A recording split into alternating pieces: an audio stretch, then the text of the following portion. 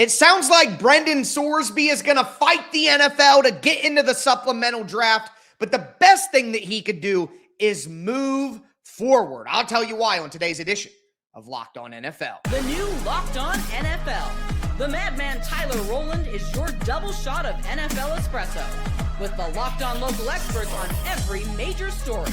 Get ready, Rowland is revving up.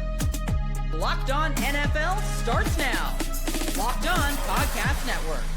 Your team every day.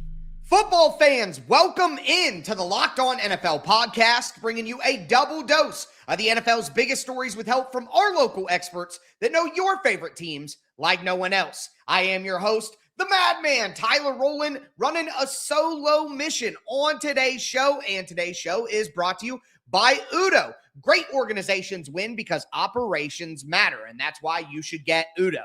Try for free today at udo.com/lockedon. That's ODOO.com/lockedon. On today's show, the American national soccer team is playing another match in the World Cup today, and it got me thinking, what would an NFL World Cup lineup look like? We'll look at the offense and the defense, some of the NFL's best players, but we got to start with the two big storylines in the NFL right now. Number one, Kyle Pitts gets his deal in Atlanta, and honestly, it's just more of the same for the Falcons, and I don't know if I can believe in it, but we'll start with the Brendan Sorsby news that the NFL is going to lock him out of the NFL supplemental draft. Number one, I agree with the decision by the NFL, the reason he got kicked out of college, the drama, all of that saga going down. The NFL doesn't need that on their doorstep, and like the NFL said, it's a privilege.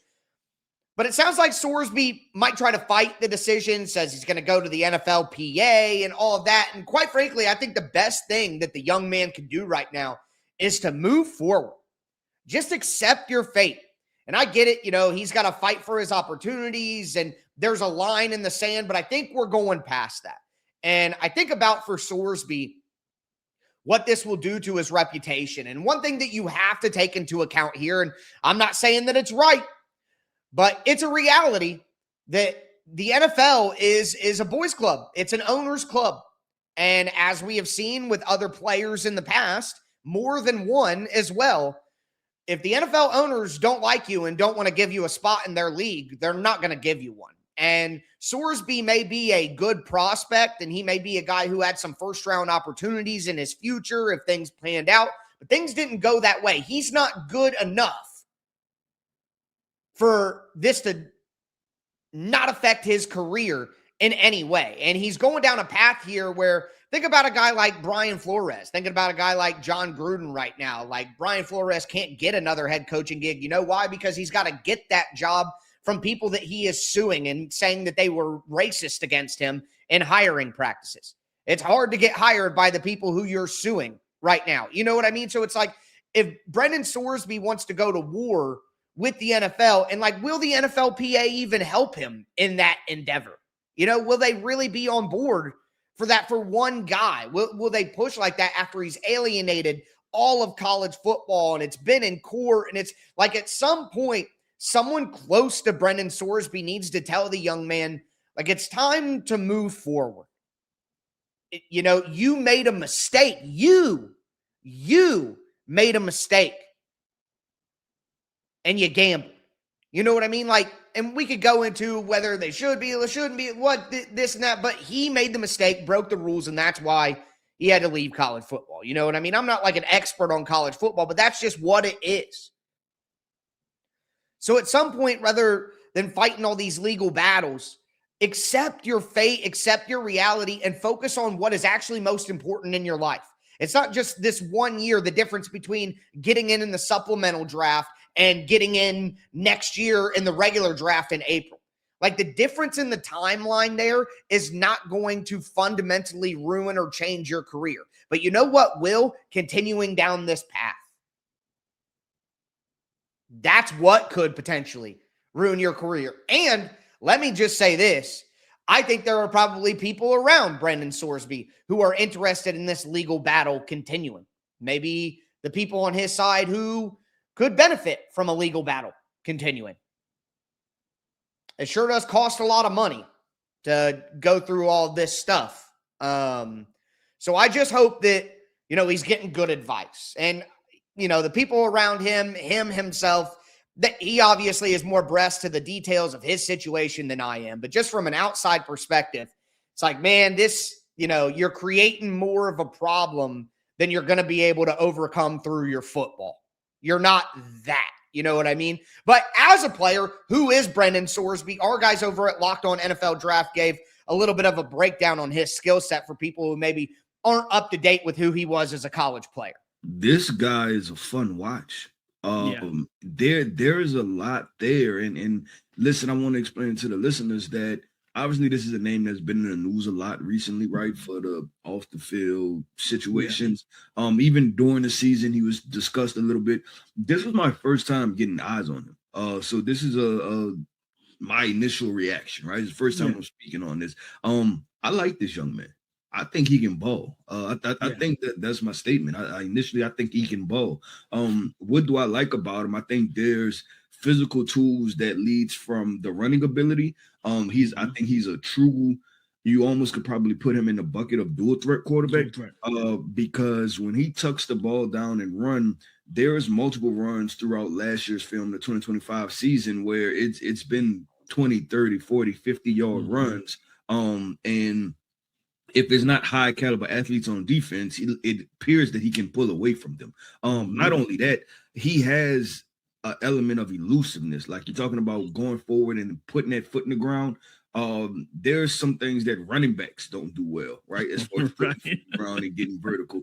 And I watched him do that. So the physical tools, when I talk about the athletic ability, that side, but then now you go into the throwing ability with the physical tools.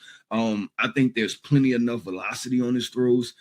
Good zip. I thought that, and this may go into the cons also. He threw with different arm angles at times.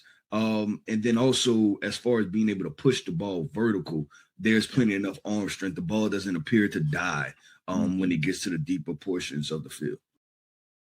Great breakdown right there from Keith Sanchez of our Locked On NFL Draft podcast. Him and Damian Parson do a great job on that show, but that kind of leads into my point.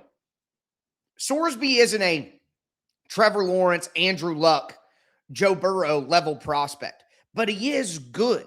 So he's towing a line here of you're going to cause more problems than your talent is going to be able to bail you out of. And it's going to ruin an opportunity that you at least had enough talent to capitalize on if you got it. He's in a dangerous spot right now. And I just hope he figures out to let it go, man, and just fight forward. Just worry about getting in next year's draft and repairing your image with NFL teams and focus on cleaning up the gambling cloud over top of you and all these things going on. Like, clean up your image. Start now. Start towards repair rather than causing more damage, I guess. I just don't want to see a young, talented player ruin an opportunity because, things didn't go his way and he couldn't let it go. But with that in mind, again, we did see the extension of Kyle Pitts with the Atlanta Falcons, third highest paid tight end per APY, $54 million, 3 years. And I got to tell you, I agree with my guy, Aaron Freeman from Locked On Falcons here. Like, I'm a bit surprised that the Falcons did this kind of deal. And where does this leave the Falcons now that they've paid him and Bijan around the corner?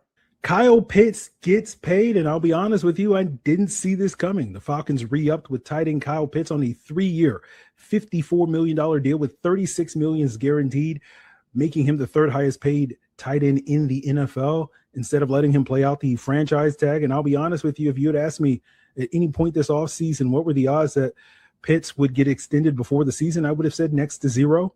And if you had asked me what were the odds that Kyle Pitts would still be on the Falcons roster at the end of this season, I would have said considerably higher odds, potentially 50-50 if the Falcons could move him ahead of November's trade deadline. But I'm glad I'm not Brendan Sorsby, and I did not bet on any of those odds. Kyle Pitts isn't going anywhere for the foreseeable future, and new Falcons GM Ian Cunningham doubles down on the core of skill players built by the previous GM by paying Drake London, now paying Kyle Pitts, and presumably running back Bijan Robinson is up next. And yet 3 years so far with the same core and not a winning season to be had. But you know what? This time it's going to be different.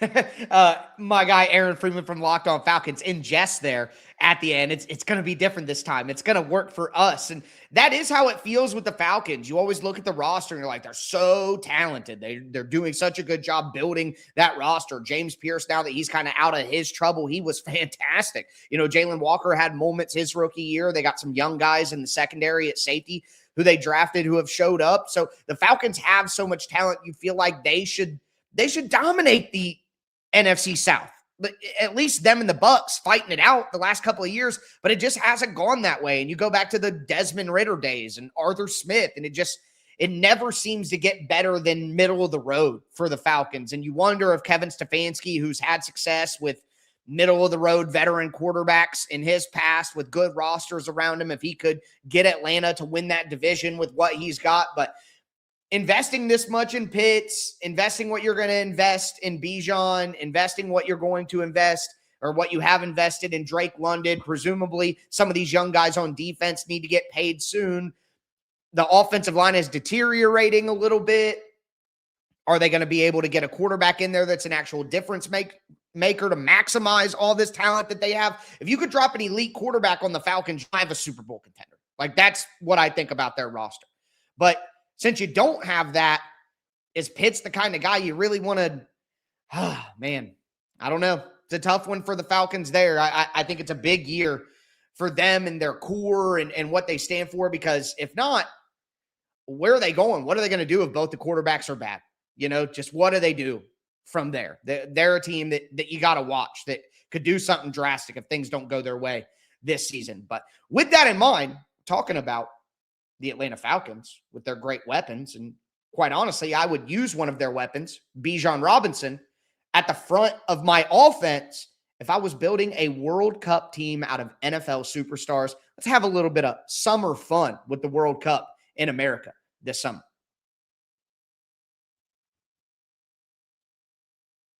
Do want to let you know that today's episode is brought to you by Square,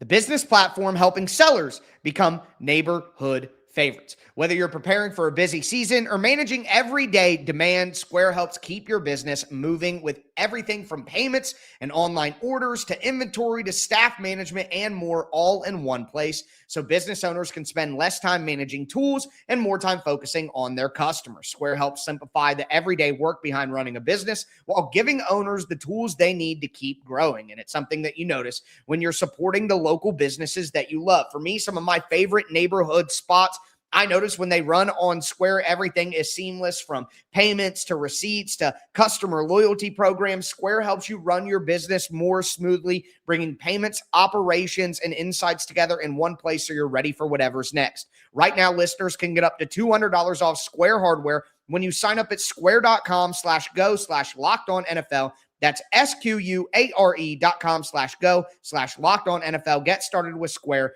and build a setup that works the way you do.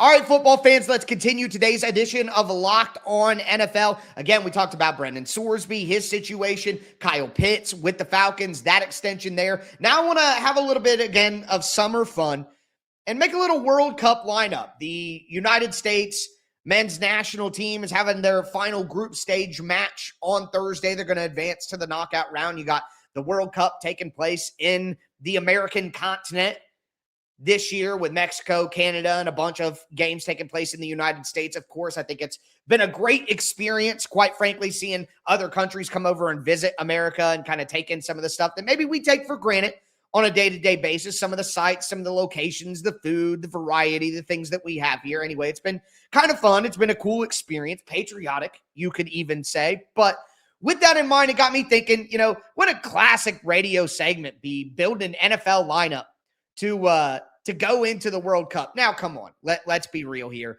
None of these football players are going to be anywhere near good enough to actually take on these professional soccer players, some of the best players in the world. I'm quite well aware of that. Not only that, I think it's a misnomer to say, like, you know, if all of these guys would have grown up playing soccer like some people in European or African countries and things like that, that they would be world-class soccer players because they ended up being world-class athletes. Now, I think that is true for some players.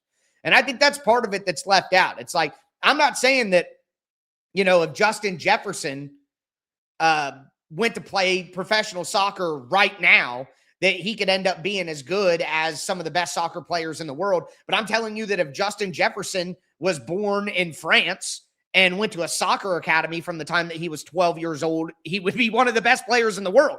Yes, I believe that about a guy like Justin Jefferson.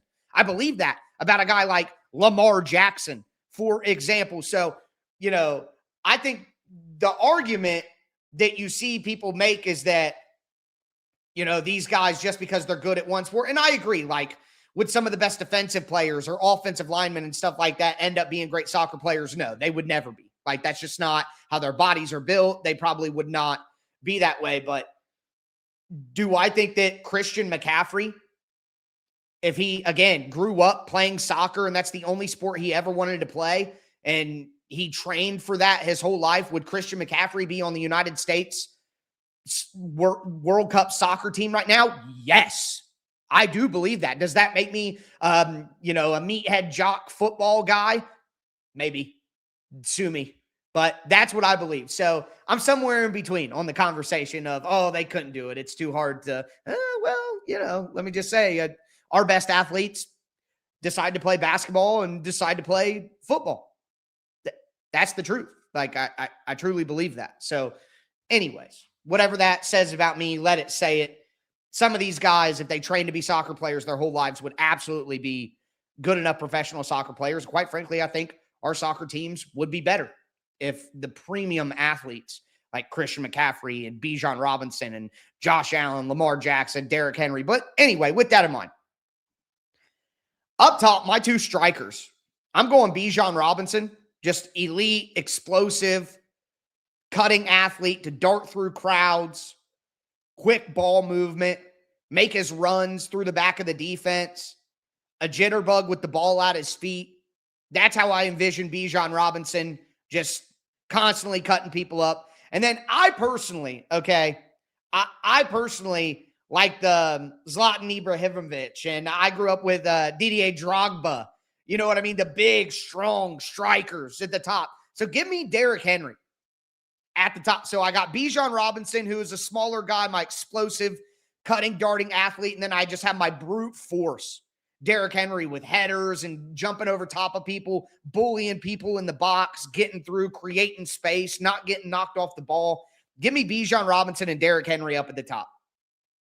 Then I'm going to go with my wingers on the outside. My personal philosophy, I like to be able to kick those long ones down the sideline and have guys with speed going down the sideline that can catch the ball and then hit those crossers into the middle of the field. So I like having air traffic control on the outsides and really dominating there with speed and getting nonstop runs over and over and over again throughout the game to get those crossers in the middle, get the ball on the head of our guys inside the box, and just create more opportunities inside the box with the space that we have on the outside instead of where it's crowded on the inside. So that's just a personal philosophy that I like to work with. But after that, I got to tell you,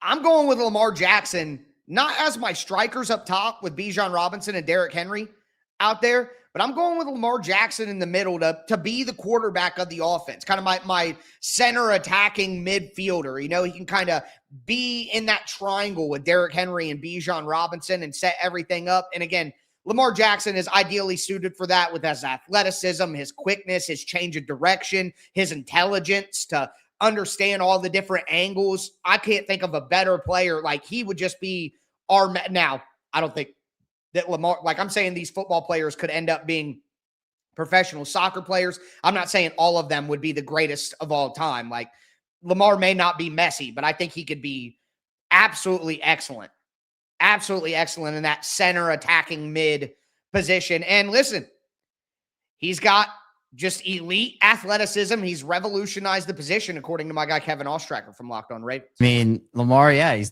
redefined what it means to be a quarterback at the NFL level. He's an inspiration for, so many, young kids who want to grow up and be NFL quarterbacks, and, for people who are trying to, define their games. It's now, I want to be like Tom Brady or Peyton Manning or, and Mahomes, and Lamar Jackson is in that category as well. You can go, there are a lot of quarterbacks in there, but Lamar Jackson has cemented himself there. I mean, a 41 touchdown, four interception season, which should have got him an MVP, but did not. He had 36 and 6 in 2019. His first full year as a starter, he won MVP.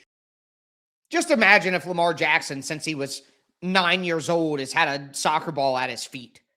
How great he would be. So Lamar is leading our attack. But if I get Bijan up top, I get Derrick Henry up top, the big guy, the quick guy. On the outsides, Justin Jefferson, Jamar Chase.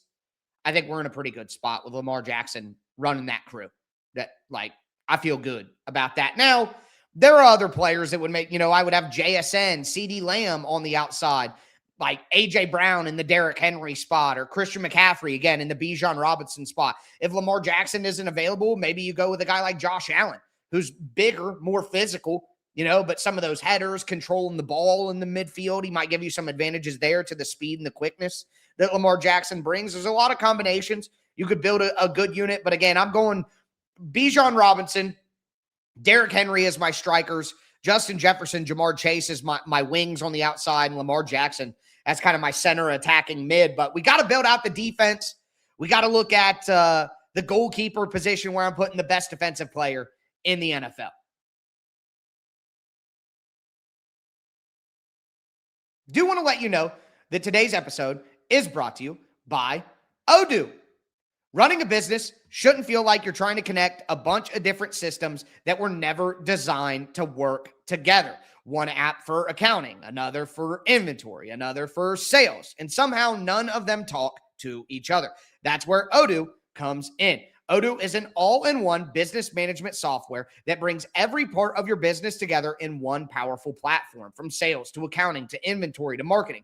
Everything works in one place, helping your team move faster, stay organized, and focus on growing the business instead of managing software. The best organizations know that success isn't just about talent, it's about having everyone working towards the same goal, and that's true in sports just like it is in business. Great organizations win because operations matter, and that's why you need to get Odoo.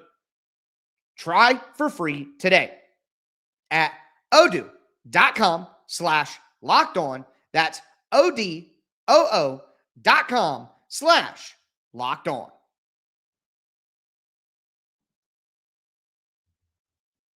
All right, football fans, let's cap off today's edition of Locked On NFL. Again, we talked about Brendan Sorsby and his future going forward. We talked about Kyle Pitts and the Falcons. We built our offense for the NFL's World Cup entry team. Now we got to move to the defensive side of the ball, but I do want to thank you for making Locked On NFL your first listen each and every day. Thank you for making the Locked On Podcast Network the #1 sports podcast network.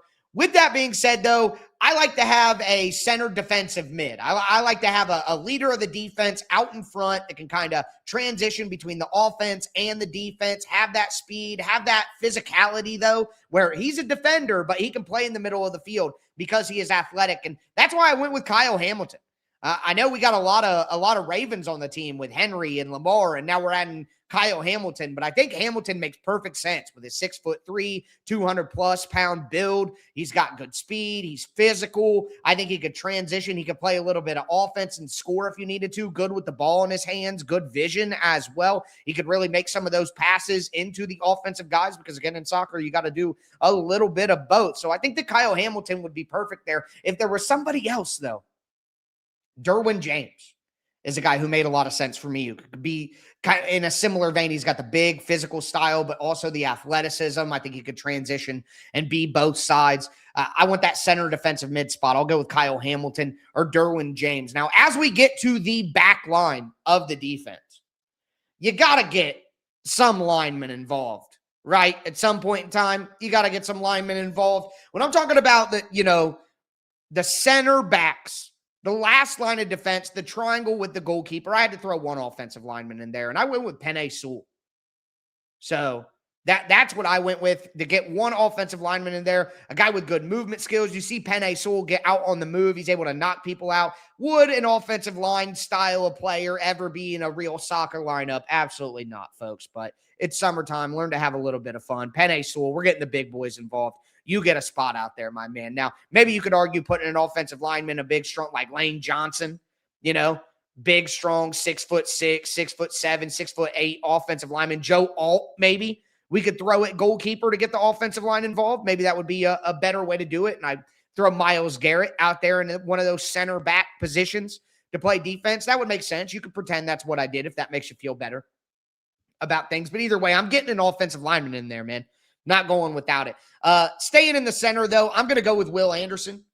Just a big, strong, but athletic, physical defensive lineman. Can high point the ball in the box, knock it out, possess it, take it away from people. I wanted somebody freakishly strong and athletic in there to take away the ball. So that's kind of my two in the middle of the back line with Kyle Hamilton, that triangle, Will Anderson, Penei Sewell, and Kyle Hamilton.